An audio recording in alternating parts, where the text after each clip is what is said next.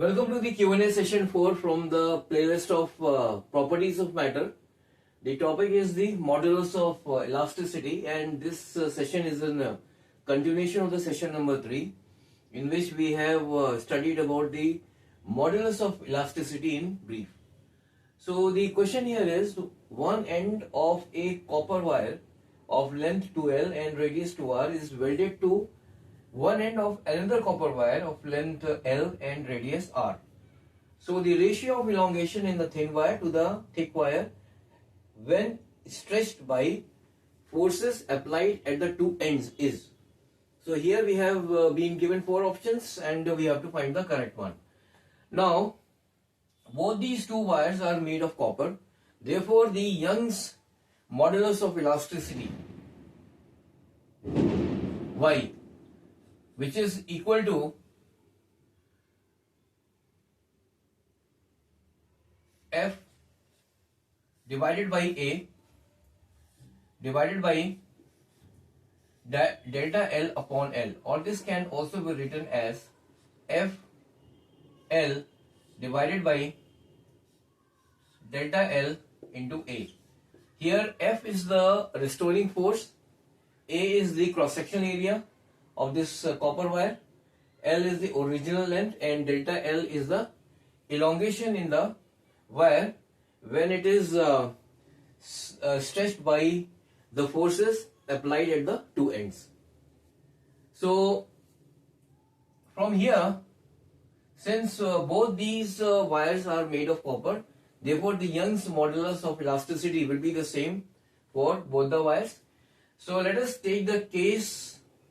Let us first of all find the elongation in the copper wire of radius 2R and length 2L.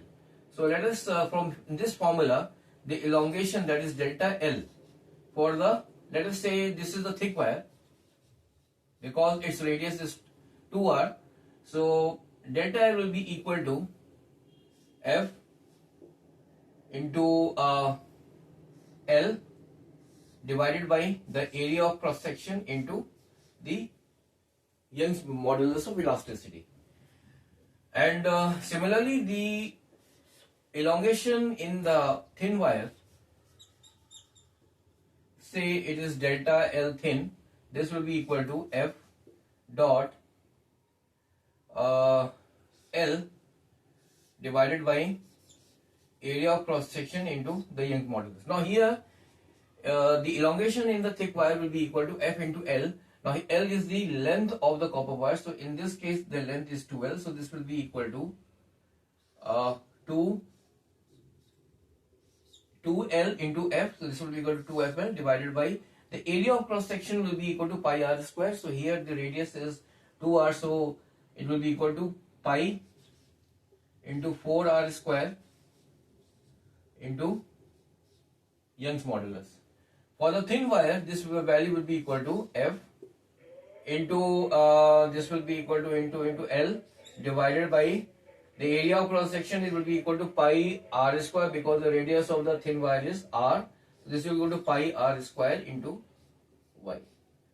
So I've got these two equations, and simply what I will be doing is I will be dividing these two equations. So delta L, that is the elongation in the thick wire. We have to find the ratio of elongation in the thin wire to the thick wire. So delta L, that is the elongation in the thin wire, divided by the delta L, in which is the elongation in the thick wire. This will be equal to 2 times FL, 2FL,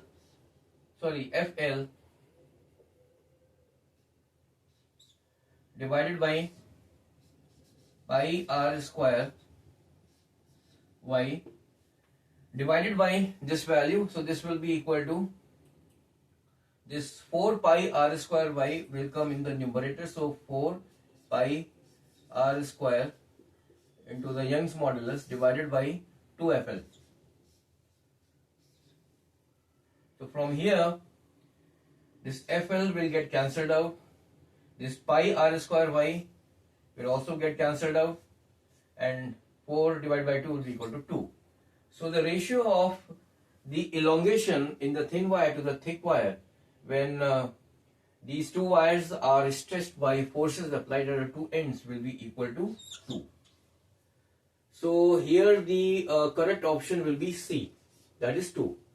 So here the only thing which you have to remember is that for the same material the Young's modulus of elasticity will remain the same, and by using the formula of the Young's modulus of elasticity, that is Y is equal to F into L divided by delta L into A.